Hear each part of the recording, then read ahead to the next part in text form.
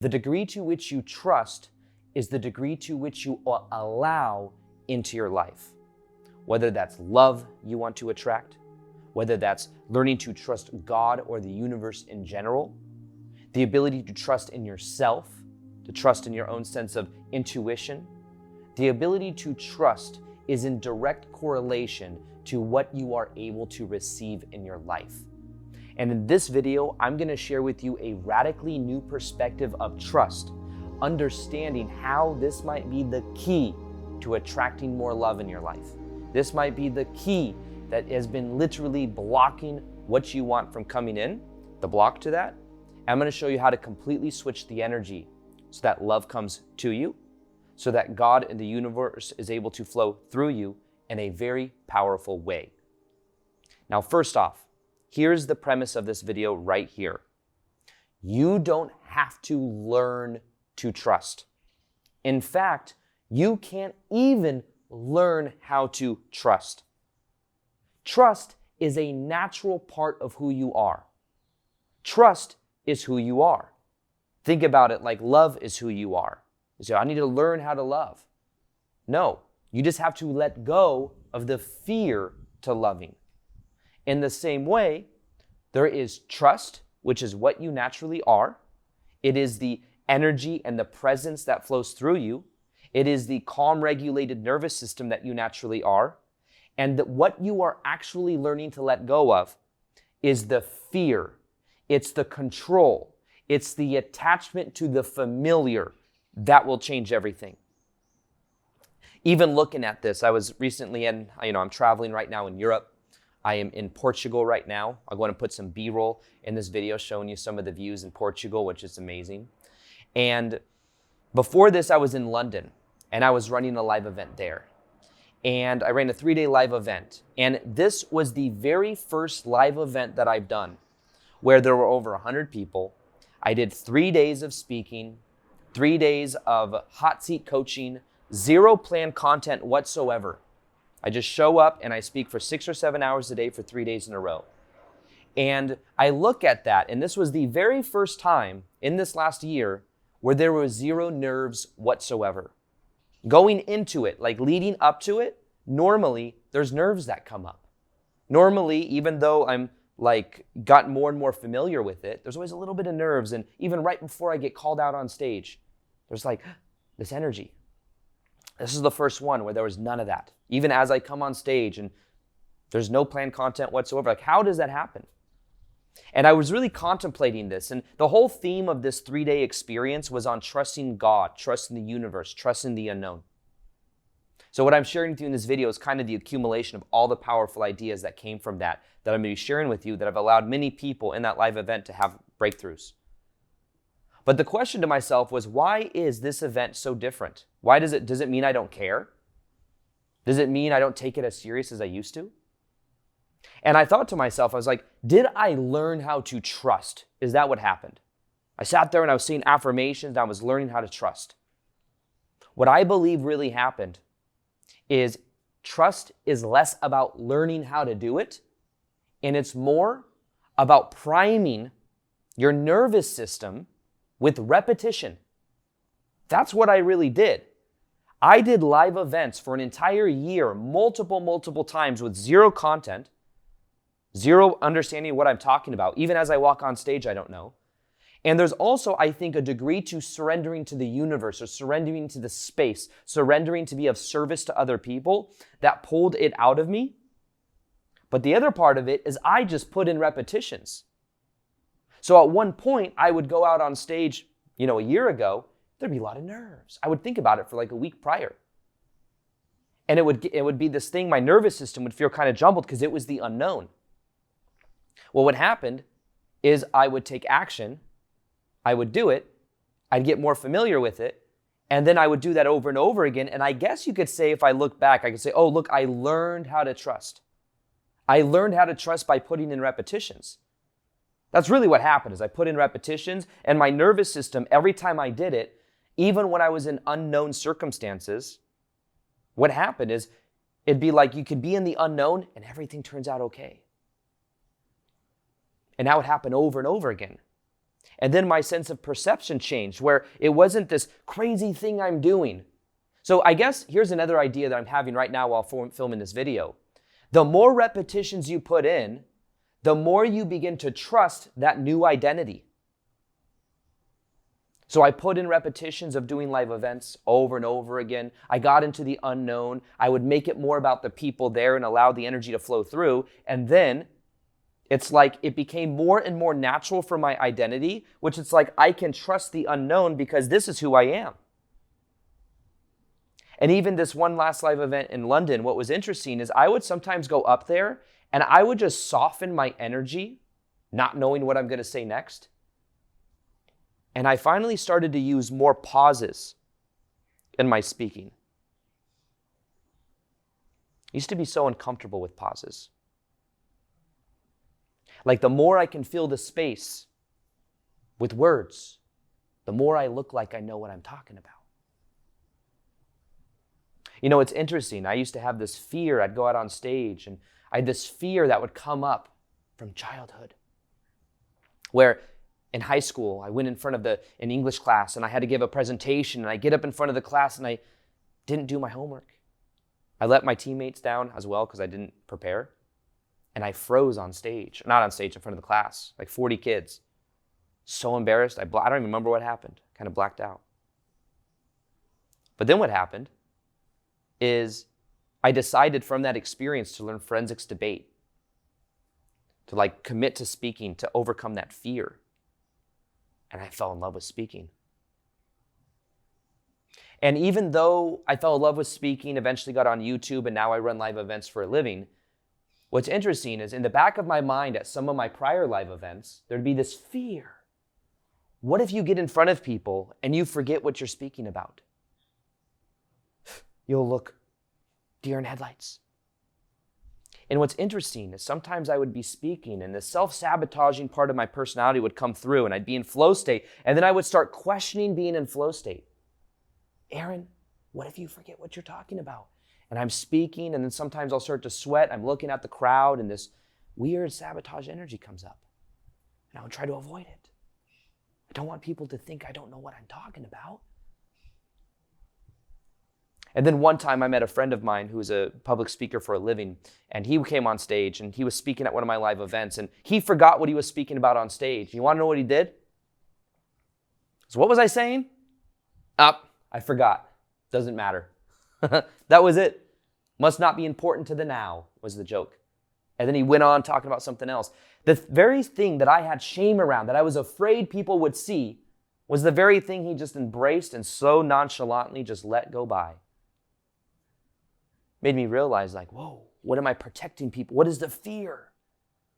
So what I've learned is even getting on stage this last live event, slowing things down, focusing on being present and feeling. That's really what trust is. Trust is presence. It's allowing the moment to be. It's trusting what is, not trying to be something else. This video could be a consciousness shift for you if you embrace this idea as well. Are you ready? You think of worthiness. You think you need to become worthy, don't you? Everyone hears it. You hear, in order for you to attract what you want, you have to feel worthy of it. Do you believe you deserve love? If you believe you deserve it, then you can attract it. But if you don't believe you deserve it, you're not worthy of it. You won't attract, you will block it from coming into your life. You will attract toxic, emotionally unavailable people. Here's the thing, though. Instead of playing the game of worthiness, here's the same concept as this whole trust thing. You're already worthy because you exist. And here's what I believe. You are also not worthy. I said it. This is a radically new perspective. I don't believe you are either worthy or not worthy. You just exist. Like, is a baby worthy or not worthy? Well, of course the baby's worthy. Well, does the baby have to do affirmations and say, I am worthy, I am worthy, I am worthy, and then begin to believe in itself more and more so that it can attract love? It just is. It exists. See, what happens a lot of times is people want to be worthy and feel worthy, so you know what they do? There's like this scale where it's like if you feel not worthy, you feel shame, like broken or something wrong with you. And what happens is that, of course, I am worthy, I am worthy, I am worthy. Do you come back up here? The more you say, I am worthy, you actually affirm that you're not worthy. The other side of it is sometimes the way people get through not feeling worthy is they overcompensate. And what they do is they feel pride and ego gratification. It's called grandiosity. I am better than everyone. It's okay that I'm not worthy. That person, they don't have the good life that you think they do. It's like, I feel better than other people. Trying to cover up feeling not worthy. When if you just don't play the game altogether, you are both worthy and not worthy, it's freeing. It's liberating. Because also, everybody else is both worthy and not worthy too. No one's better than anyone else. Everybody just is. They exist. And a baby just exists. And we say, oh, that baby's worthy. It's so worthy. Compared to what? What baby is not worthy? And what baby is worthy? Think about that. What makes a baby, needs to do something? No. Everything just is. It exists.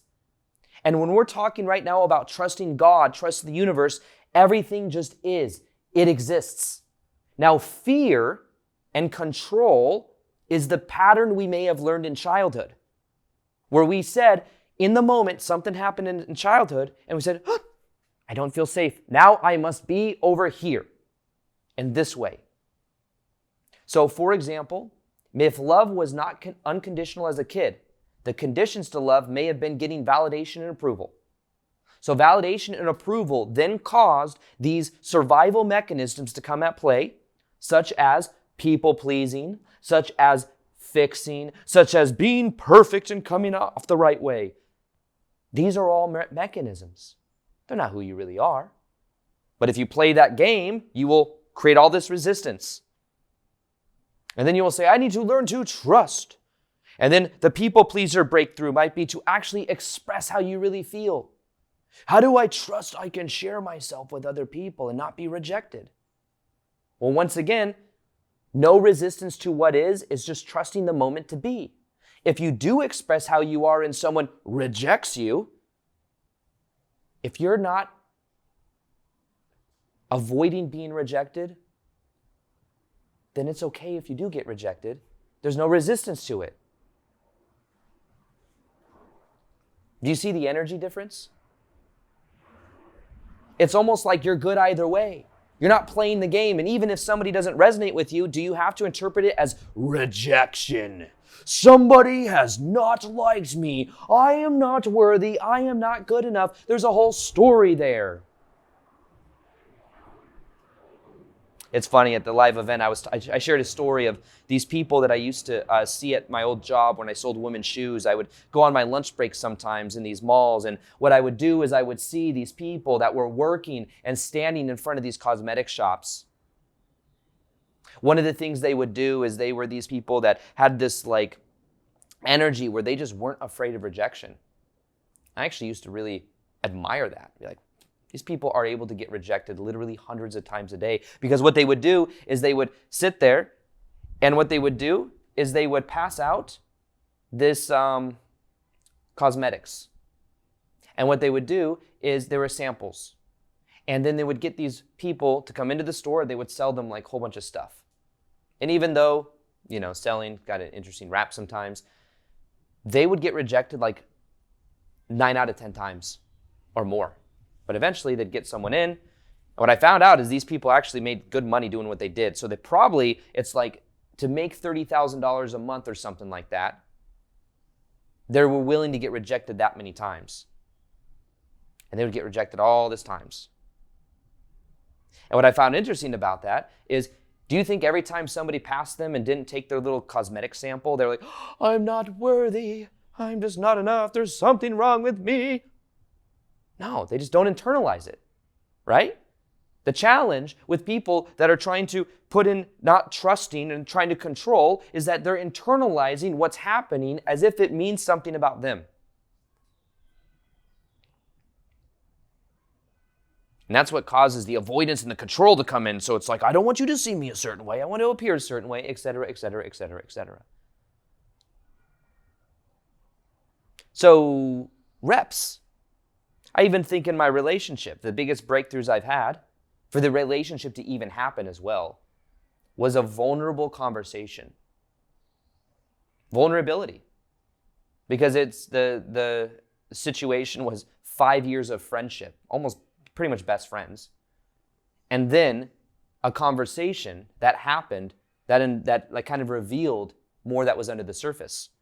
There was a fear because that person we were so close that it could make things weird. What if it's not mutual? It was interesting. The whole basis of that relationship started because of a vulnerable conversation. And even throughout the relationship itself, there are moments where there have been things that come up, and in the past relationships, maybe just put it to the side. Control, not let someone see a certain part of yourself. And every time there's a choice to just express what comes up, it results in more closeness. But I remember the first time this happened, there was a fear that what if I expressed something that was coming up and there was this like rejection energy or like not, like after there was the relationship, there was a feeling that what if there was, like what if something happened and then it was like just everything fell apart. The realization there too though is that like when you're dating somebody, you're kind of not testing, but you're kind of like seeing if there's compatibility with nervous systems and with being able to express these things, because that's a symbol for how you're going to be able to do and be in a long-term relationship. But what's interesting is every time there's always the fear, and then there's the doing of it anyways, and then there's the repetition and being able to see, oh, everything is still okay. So through repetitions, it's being able to say, oh, I can just have these vulnerable conversations. And every time I put in a rep, it results in more closeness and a clearing of energy. So once again, trusting God, trusting the universe is about really repetitions. You're really trusting the unknown and trusting what is. Not trying to avoid what is, not trying to get rid of the emotions that are under the surface. So what if your biggest next breakthrough is around understanding that fear will be there? And part of that fear is there, by the way, think of it like this. There is like this mechanism, like this, that is your identity. And imagine that inside this mechanism of how you view yourself, you have how you think, feel, and act, and there's a certain comfort zone that you have. And what happens is your comfort zone is what's equal to your identity. Well, what happened is I eventually, when I was in 2017, saw myself as a 9-to-5 job goer. Eventually, I started to be a YouTuber. Making YouTube videos every day. It was weird at first. It was kind of cringy. And then I did it. You want to know what happened after I did it? I did it again. And what happened after that? Oh yeah, I did it again. But then there was something that happened after that. I remember now. I did it again. But then after that, I did something else actually.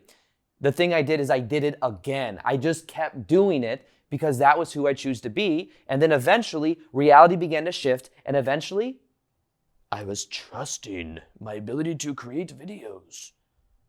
It was normal. It was natural. And then I got eventually stagnant with that. And I said, you know what? It just doesn't bring me the same excitement it used to. So then I started running live events. Guess what happened then? It was kind of weird at first. It's like, I need to learn to trust God or the universe. I need to learn to trust myself. And then I did it. And guess what I did again? You get the idea. I could keep doing it. But I did it. And here I am just doing my London live event for 3 days. And it was natural. The nerves weren't there like they used to be. Now, what's funny is I wonder if I could change a couple of variables. Like, for example, I'm very comfortable with 100, 200 people in a crowd. Let's say one time I do an event, it's a 3-day live event. Let's say there's 600, 700, 1,000 people in the crowd. Maybe then my nervous system is like, oh, my identity is like, this is not what you're used to, less people. Maybe then, and then the identity will come up and do its thing and put fear and nerves into it and say, this is very important because instead of 100 or 200 people, there's 600 people or 1,000 people. Maybe that's the case. But you want to know what the solution will be? Affirmations. I trust, I trust, I trust, I trust. No, of course I'm being sarcastic. Instead of trying to trust, put in the reps.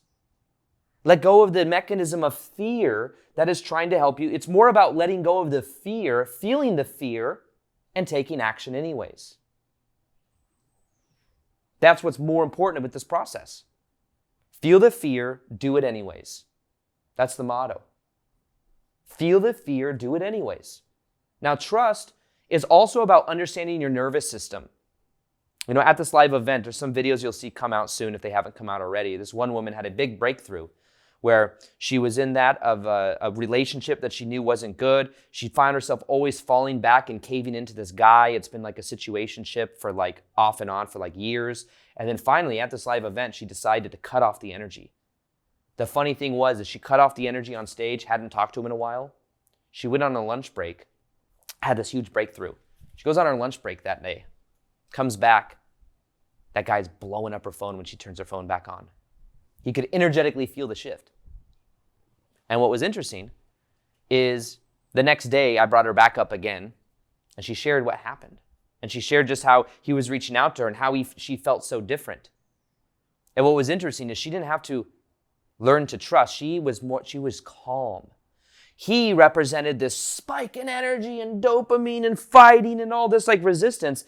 And when people shift into this trusting energy, the thing we heard throughout these 3 days more than anything, you want to know what it was? I feel very peaceful and calm. Maybe that's what trust is. Sometimes we think of trust as like, I'm going to get jolted with like energy and I'm like, oh my God, I trust a God. Maybe it's just calm presence, energy connected to what is. And maybe we've just been tuning ourselves to chaos, to familiar energy, to the fear, to all these other things that we're avoiding. My answer to this is feel it. Let it be there. Breathe into it. And then take action anyways. And know that as you take action, you're changing your inner self-image, how you see yourself, and eventually the energy begins to shift more and more and more and more and more and more and more because you're doing it again and again and again. So whether it's a vulnerable conversation to be had, whether it's a new thing to do to wire into your reality, a new way of being, or whatever it is, repetitions is the key. Allowing the moment to be is the key. Allowing what is to be is the magic. Now, something I'm going to be doing soon is connected to learning to trust in your abilities and your own confidence. It's a little bit more of a niche thing. This is for both coaches and aspiring coaches. It's a $2,000 course for free in exchange for feedback. This is for coaches and aspiring coaches. If you're feeling the call to step into your power and to being able to help other people in whatever way and whatever you're passionate about, even if you don't know exactly what that is yet. It's for people to learn to have confidence and empowerment within themselves to make a difference in the world. I'm going to be sharing the exact tools and techniques I use to coach people. And I'm going to be showing you how to build momentum and get clients so that you can quit your 9-to-5 job doing this. It's a 2-week free course that comes with live hot seat coaching, comes with meditations, breath work, etc. And it's free. And if you want to join, there is an application process. You can click the link below. You can join, grab your spot. We'll be doing live hot seat coaching. It's going to be magical. We've done this before for general business, but this is the first one specifically for coaches. So if you want to join, it is starting here soon. You'll see the dates below. And I believe it starts on November 3rd, and it's going to be epic. So if you want to join, you can see that below. Other than that, let me know what your top takeaway was from today's video. Go ahead and comment below. Let me know, and I'll see you on the next video. Peace, much love, and namaste.